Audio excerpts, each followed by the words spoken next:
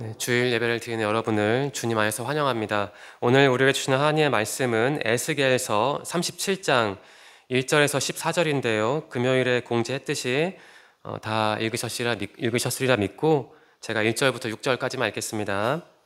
여호와의 손이 내게 임했고 여호와의 영이 나를 이끌어내어 한 계곡 가운데 두셨는데 그곳에는 뼈들로 가득 차 있었다. 그가 나를 뼈들 가운데로 이리저리 이끄셨고 나는 그 계곡 바닥에 있는 수많은 뼈들을 보았는데 그 뼈들은 아주 메말라 있었다. 그가 내게 사람아 이 뼈들이 살 수 있겠느냐 하고 물으셨다. 나는 주 여호와여 주님만이 아십니다 라고 말했다. 그때 여호와께서 내게 말씀하셨다. 이 뼈들에게 나 주 여호와의 일을 예언하여라. 마른 뼈들아 여호와의 말씀을 들어라. 내가 너희 속에 숨을 불어넣으면 너희가 살아날 것이다. 내가 너희에게 힘줄을 붙이고 내 위에 살을 입히며 살갗으로 덮을 것이다. 그리고 내 속에 숨을 불어넣을 것이니 너희가 살아날 것이다. 그때 너희는 내가 여호와라는 것을 알게 될 것이다. 아멘. 구약시대 이스라엘 역사에서 중요한 부분을 간략하게 정리하겠습니다. 사울이 첫 번째 왕이었죠. 주전 1050년경입니다. 그 다음에 다윗이 왕이 되었고 세 번째 왕은 아시다시피 솔로몬입니다. 세 왕은 각각 약 40년씩 이스라엘을 다스렸습니다. 주전 922년에 이스라엘은 북쪽 나라와 남쪽 나라로 쪼개집니다. 북쪽을 북이스라엘, 남쪽을 남유다라고 부르죠. 두 나라는 그렇게 분열된 다음에 줄곧 타락과 쇠락의 길을 걸어갔습니다. 잠시 번영한 적도 있었지만 역시 타락의 길로 다시 빠졌죠. 당시 이스라엘 주변에는 몇몇 강대국이 있었습니다. 북쪽에는 시리아, 성경에는 아람이라고도 하는데요. 시리아가 있었고 그 너머에는 아시리아라는 나라가 있었습니다. 남서쪽에는 우리가 다 아는 이집트가 있었습니다. 이 북이스라엘은 시리아, 그러니까 아람과 손잡고 동족이었던 남유다를 공격하기도 했습니다. 다급했던 남유다는 그 시리아 위에 있던 그 아시리아의 도움을 받습니다. 그 결과 북이스라엘은 주전 722년경에 그 아시리아에 의해서 망합니다. 그러나 남유다도 혹독한 대가를 치르죠. 남유다는 아시리아의 도움을 받았으니까 아시리아의 영향을 받게 됩니다. 신앙적으로 타락을 하죠. 이후에 등장한 이 남유다의 왕들 중에 어떤 이들은 개혁을 했지만 또 어떤 이들은 그냥 아시리아에 굴종하고 맙니다. 시간이 흐르고 아시리아 제국도 쇠락합니다. 그 틈을 타서 남유다는 이 북이스라엘 일부를 병합합니다. 이 아시리아에 대항하는 메대, 신바빌로니아 이런 나라들이 있는데요. 그들이 새로운 강자로 등장을 하죠. 아시리아 제국은 주전 610년경의 역사의 뒤편으로 사라집니다. 그렇다고 남유다가 자유롭게 됐을까요? 그렇지 않습니다. 이제 남유다 왕국은 북쪽으로는 신바빌로니아, 성경에는 바벨론이라고 하죠. 그러니까 신바빌로니아, 오늘날 이라크입니다. 그 나라의 영향을 받고 남쪽에서는 이집트에 시달리는 그러한 그 이중고를 겪게 됩니다. 그리고 수년 동안 실제로 이스라엘 땅은 이집트의 지배하에 놓인 적도 있습니다. 이 바벨론과 이집트, 이라크와 이집트는 남유다를 중간에 두고 힘겨루기를 합니다. 강대국 사이에서 남유다는 때로는 이쪽에 붙었다가 때로는 저쪽에 붙었다가 어쩔 수 없이 살려니까 그런 선택을 했던 것이죠. 여호야김 왕이 그랬습니다. 주전 605년에 바벨론이 이집트를 잠시 밀어냅니다. 바벨론이 그때 이스라엘을 첫 번째로 침공을 하죠. 그때 우리가 다 아는 다니엘이 포로가 되어서 바벨론으로 끌려갑니다. 이집트와 가까웠던 여호야김 왕은 2년 뒤부터 어쩔 수 없이 바벨론에게 조공을 바쳐요. 그러다가 또 마음이 바뀌었는지 이제 바벨론에게 반기를 듭니다. 그러니까 바벨론이 가만히 있었겠어요. 그 느부갓네살 왕이 주전 598년에 다시 쳐들어옵니다. 예루살렘으로. 그 와중에 여호야김 왕은 정적들에게 제거됩니다. 여호야김의 아들 여호야킨이 왕이 되었지만 3개월도 못 버텨서 예루살렘은 바벨론에 항복합니다. 그 여호야긴은 바벨론에 끌려가죠. 그때 남유다의 많은 지도층과 함께 끌려갔던 사람이 바로 오늘 나오는 에스겔이라는 사람입니다. 여호야긴이 바벨론으로 끌려가자 그의 삼촌, 마지막 왕이죠, 그 시드기야가 왕이 되었습니다. 한 10년 다스렸는데요, 그는 한동안 바벨론에게 충성하다가 또 마음이 바뀌어서 반란을 시도합니다. 아마 이집트가 나를 도와주겠지라고 기대를 했던 것 같아요. 그러자 바벨론이 이제 더 참지 못하고 세 번째로 이스라엘 예루살렘을 공격을 하고 완전히 이스라엘을 끝내버립니다. 그때가 주전 587년 경입니다. 남유다 왕국은 그렇게 사라졌습니다. 에스겔은 주전 622년 경에 요시야 왕 때 태어난 것으로 추정됩니다. 에스겔은 바벨론이 남유다를 두 번째로, 앞에서 말씀드렸는데요, 두 번째로 침공했을 때 그때 바벨론으로 포로가 돼서 끌려갔죠. 597년 경입니다. 에스겔은 본토 자기 땅이 아니고 그 타국 땅에서 포로 생활하는 중에 하나님의 부르심을 받아서 활동한 선지자입니다. 포로 생활한 지 한 5년째 되는 해, 그러니까 대략 30살쯤에 하나님께 선택을 받았고 그 이후에 한 20년 동안 활동을 했습니다. 주전 560년 경에 죽은 것으로 추정됩니다. 이 에스겔서에 무려 60여 차례나 등장하는 표현이 있습니다. 이런 표현입니다. 내가 주 여호와인 줄 너희가 알리라 라는 표현입니다. 하나님이 에스겔을 선지자로 부르셔서 당시 포로 생활하던 이스라엘 사람들에게 메시지를 주신 이유가 분명하죠. 하나님은 이스라엘이 포로가 된 이유는 그들이 나 하나님을 알지 못했기 때문임을 교훈하시는 겁니다. 이스라엘은 확신했어요. 자신들은 선택받았기 때문에 망하지 않는다고 확신했습니다. 하지만 아무리 선택받은 민족이라도 죄를 지으면 그에 따른 책임이 있다는 것은 알지 못했나 봐요. 하나님에 대한 무지로 인해 이스라엘 사람들은 포로가 됐습니다. 하지만 하나님은 에스겔에게 환상을 보여주셨습니다. 어떤 환상이냐면 예루살렘이, 이스라엘 사람들이 다시 회복할 것이라는 환상이었습니다. 하나님은 에스겔을 통해 이스라엘 사람들에게 권면하시는 겁니다. 하나님의 새로운 사람에 합당한 자격을 갖추라 라는 권면이죠. 너희는 내가 주 여호와인 줄 알리라. 이 말씀은 사실 우리에게도 하시는 말씀입니다. 본문 말씀에 속한 하나의 덩어리는 33장부터 48장입니다. 이 부분은 이스라엘의 임할 축복을 보여줍니다. 이 본문 말씀의 바로 앞장인 37장에 그 이스라엘 백성 회복이 아주 정확하게 나오죠.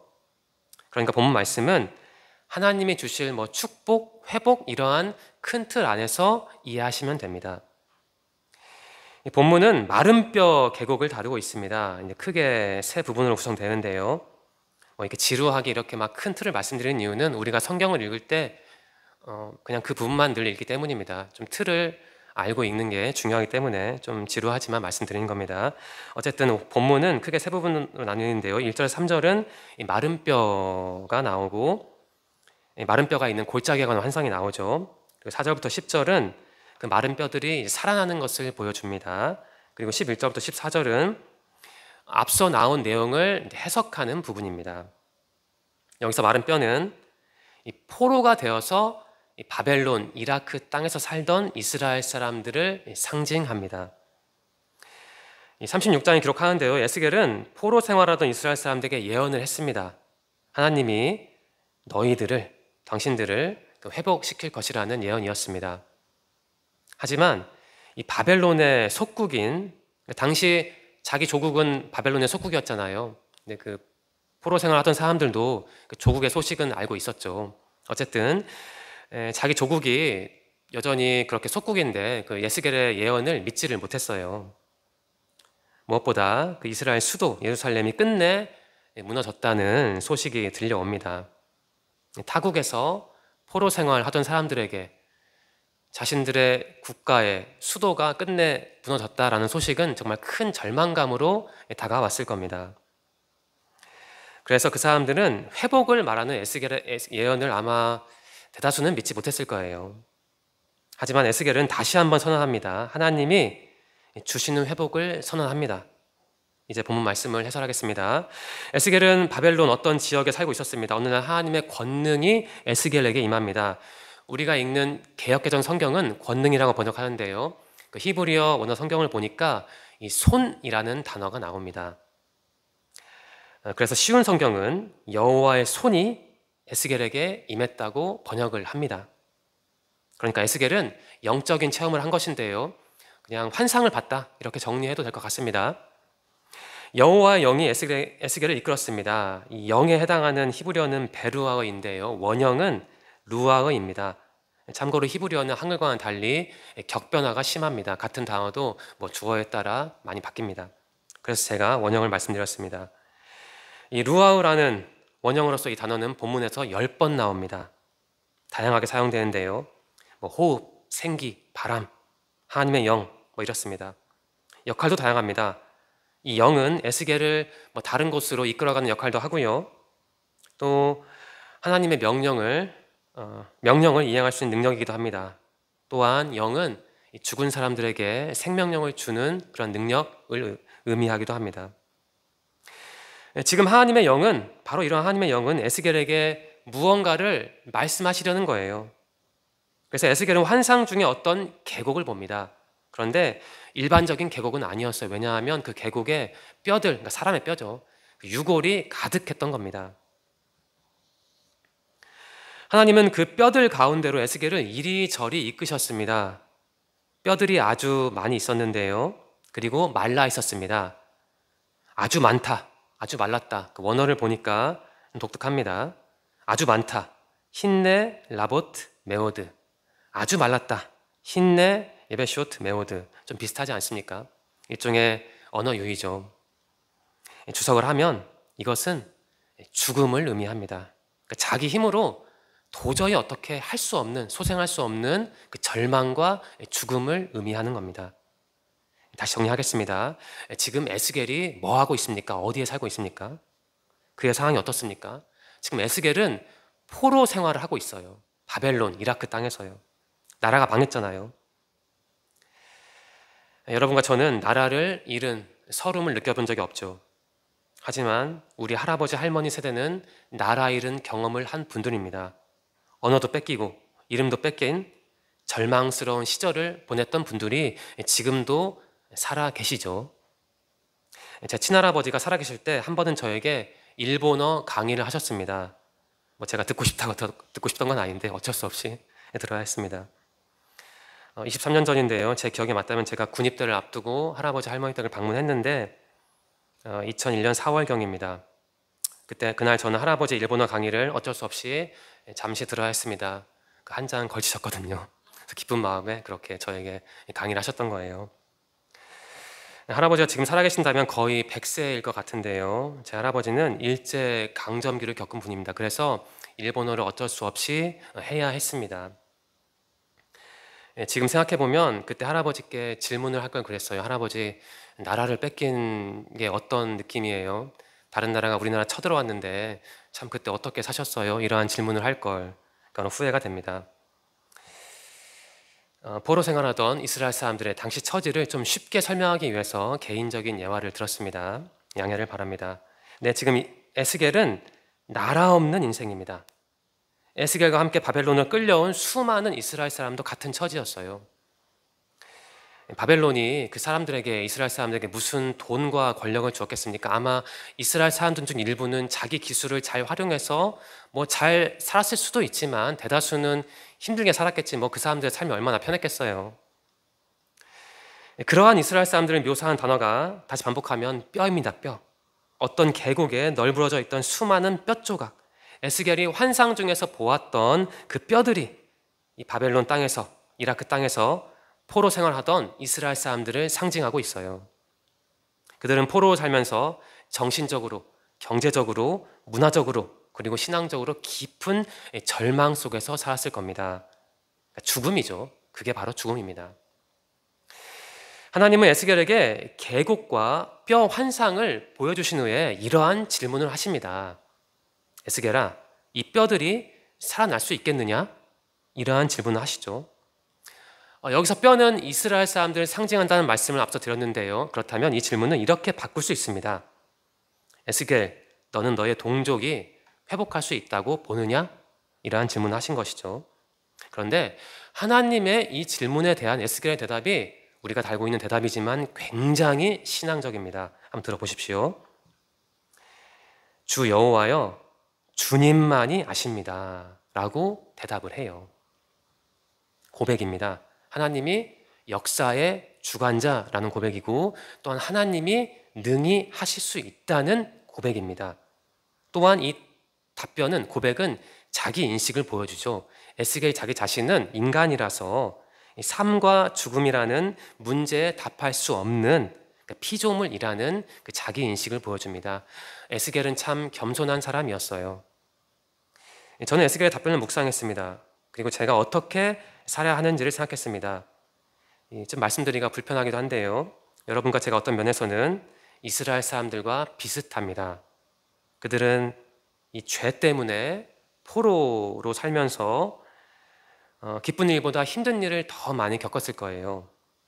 우리도 죄에 빠지죠. 마음껏 웃고 즐길 날이 많이 있겠습니까? 솔직히 두렵고 무서운 날이 더 많죠. 여러분과 저도 어떤 면에서 포로 생활을 하고 있는 겁니다. 그런데 우리가 현실만 보면 안 되죠. 왜냐하면 우리는 하나님의 사람이기 때문입니다. 에스겔아, 너의 동족이 회복될 수 있다고 생각하느냐? 하나님이 이렇게 물으셨을 때 에스겔은 대답했어요. 하나님, 당신만이 아십니다. 에스겔의 대답이 여러분에게 신앙의 방향성을 보여주기를 저는 소망합니다. 이어서 4절부터 6절인데요. 하나님은 에스겔에게 예언하라고 명령하십니다. 먼저 에스겔은 사람들에게 이렇게 말합니다. 예언을 하기 전에요. 이런 말을 하네요. 하나님의 말씀을 들어라 라는 권면을 합니다.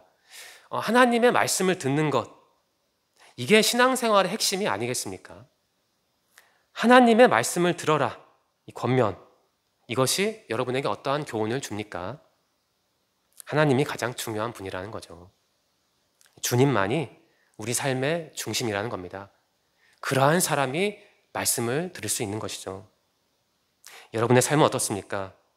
주님을 섬긴다고 말해도 그분을 삶의 중심에 모시지 않으면 그러한 섬김은 자기 만족이거나 아니면 변질될 수 있습니다.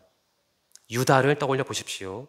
그가 3년 동안 얼마나 열심히 예수님을 섬겼겠습니까? 하지만 유다에게는 예수님 아닌 다른 것이 그게 뭔지는 모르겠어요. 돈 같긴 한데 다른 것이 가장 중요했어요. 여러분의 인생에서 그 중심에 누가 있습니까? 본문으로 돌아오겠습니다. 에스겔은 사람들에게 하나님의 말씀을 들어라 라고 권면한 다음에 예언을 합니다. 하나님의 말씀을 전달합니다. 하나님이 이스라엘 사람들에게 숨을 불어넣으면 그들이 살아날 것이라는 예언이었어요. 이 숨이라는 단어는 히브리어 성경을 보면 앞서 말씀드린 루아의입니다. 하나님이 그들에게 그 뼈들에게 힘줄을 붙이고 살을 입히며 살갗으로 덮고 그들에게 숨을 불어 넣으시겠다는 예언입니다. 절망에 빠진 사람들이 회복되리라는 예언이죠. 하나님의 예언, 그 핵심이 6절인데요. 마지막 부분입니다. 그때 너희는 내가 여호와라는 것을 알게 될 것이다. 이스라엘 사람들은 패망하기 전에는 하나님이 어떠한 분인지 몰랐습니다. 그래서 어떻게 살았나요? 죄를 지었죠. 그래서 하나님은 바벨론을 통해 심판을 하신 거예요. 그들은 포로 생활하면서 뒤돌아보았어요. 자신들이 하나님을 떠났다는 사실을 깨달았어요. 이스라엘 사람들은 이제 하나님이 어떠한 분인지 알게 될 겁니다. 6절에 알다라는 동사가 나옵니다. 3절과 13절에도 나옵니다. 그 원형은 야다입니다. 여러 의미가 있습니다. 동침하다, 알다, 깨닫다, 배우다, 간섭하다, 허락하다라는 의미가 있습니다. 가령 창세기 4장 1절인데요. 아담과 하와가 동침한다는 그런 기록이 있습니다. 여기서 동침에 해당하는 단어가 야다입니다. 그러니까 야다는 인식적으로 알다, 경험적으로 알다 이런 의미만 있는 게 아니고요. 인격과 인생을 바꾸는 수준으로 알다라는 의미도 있습니다.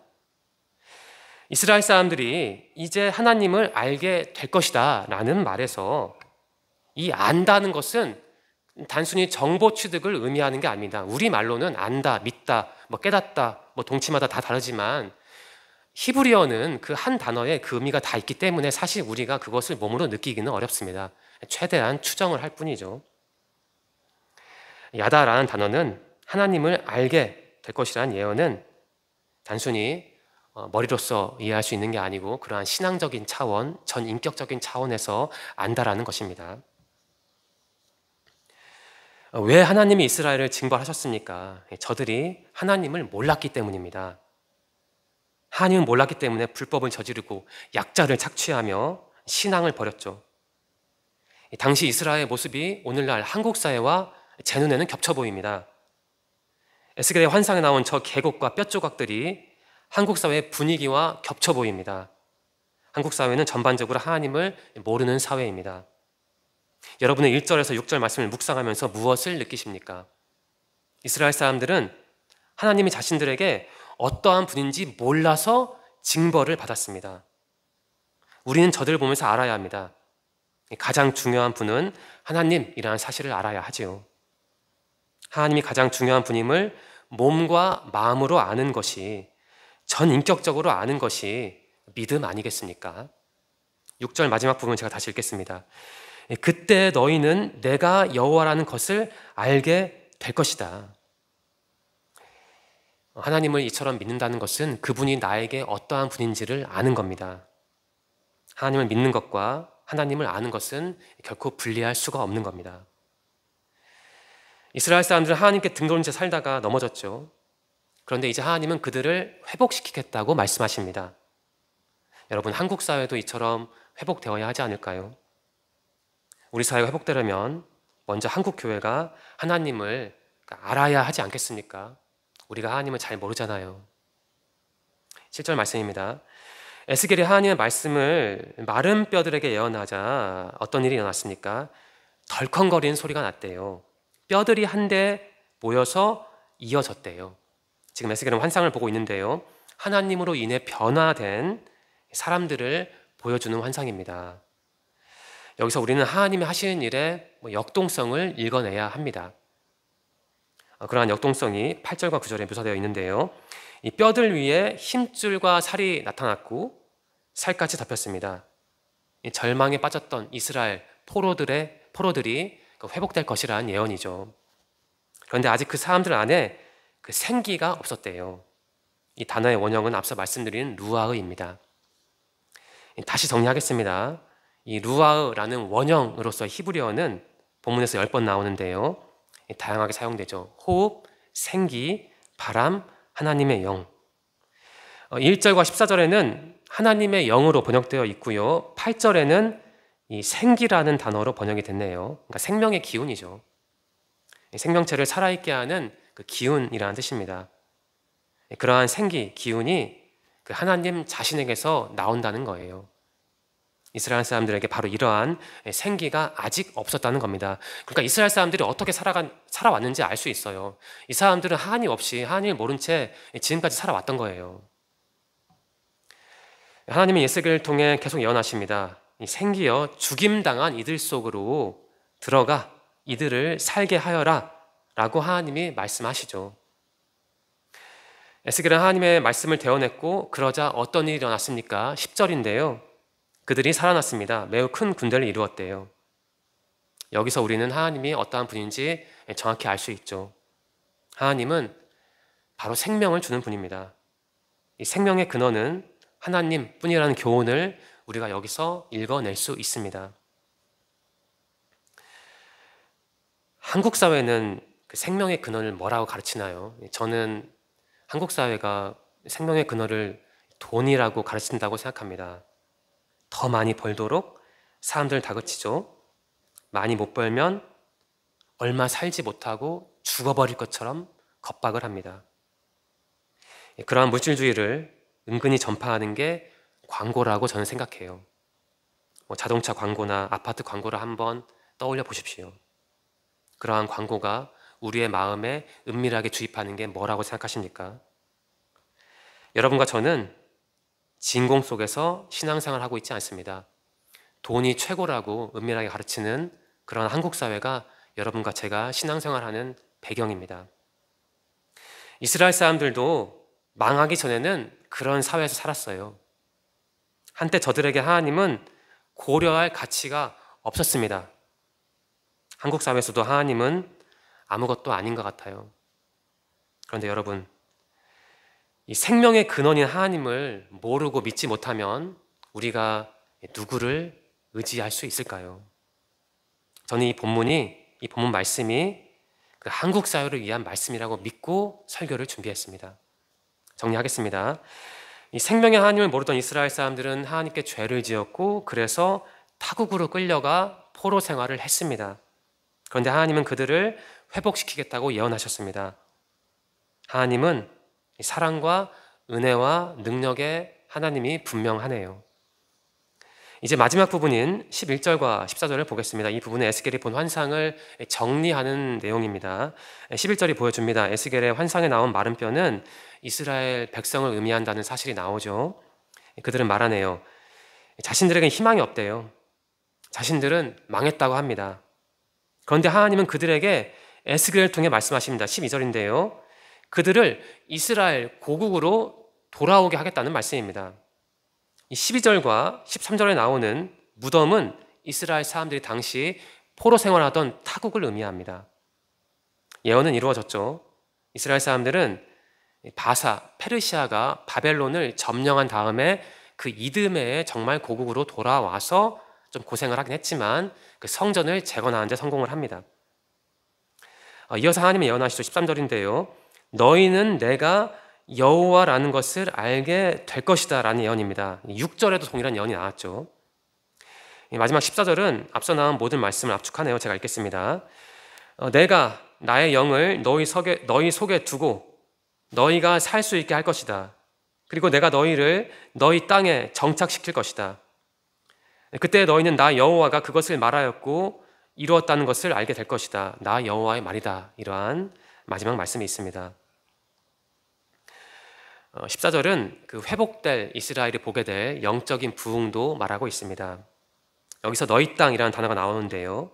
하나님이 이스라엘 사람들을 그들의 땅, 그러니까 이스라엘로 고국으로 돌려보내시겠다는 말씀이죠. 여기서 우리가 깨달아야 하는 게 있습니다. 하나님이 허락을 하셔야만 우리가 무엇인가를 누릴 수 있다는 겁니다. 내 힘으로 뭔가 꽉 붙들고 놓지 않아야 내가 사는 게 아니고 하나님이 허락하셔야만 내가 살 수 있다는 겁니다.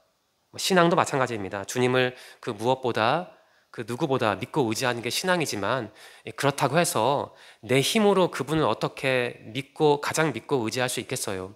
결국 그 힘도 가장 핵심적인 힘도 하나님이 주시는 것이죠. 지금까지 본문 말씀 해설했는데요. 두 가지 질문 드리겠습니다. 먼저 첫 번째입니다. 여러분이 지금 통과하는 계곡은 무엇입니까? 에스겔은 계곡 환상을 보았습니다. 마른 뼈들로 가득 찬 계곡이었습니다. 마른 뼈들은 죄를 지어서 포로 생활하던 이스라엘 사람들을 상징합니다. 그 뼈들로 가득 찬 계곡은 절망과 죽음을 의미하겠죠. 듣기 불편하시겠지만 여러분과 저에게도 죄를 짓는 여러분과 저에게도 분명히 계곡이 있습니다. 나를 힘들게 하는 고통의 문제가 있습니다. 내가 지은 죄로 인해 내가 겪는 고통이 있다는 겁니다. 누구도 예외는 아니죠. 여러분이 벗어나고 싶은 그 계곡은 무엇입니까? 두 번째 질문을 드리겠습니다. 여러분은 생명의 유일한 근원이 하나님이심을 믿습니까? 여러분의 인생에서 가장 중요한 분이 하나님이심을 믿습니까? 10절 말씀인데요. 생기가 사람들에게 들어가니 그들이 살아났대요. 생기, 즉 생명의 기운은 하나님으로부터 나온다는 것을 앞서 말씀드렸죠. 하나님만이 생명의 근원이라는 뜻입니다. 우리는 고백은 합니다. 하나님이 나를 살게 하시는 분이라고 고백은 하고 기도는 하죠. 하지만 때로 우리는 고백대로 살지 않습니다. 여러분은 하나님만이 생명의 근원이심을 믿습니까?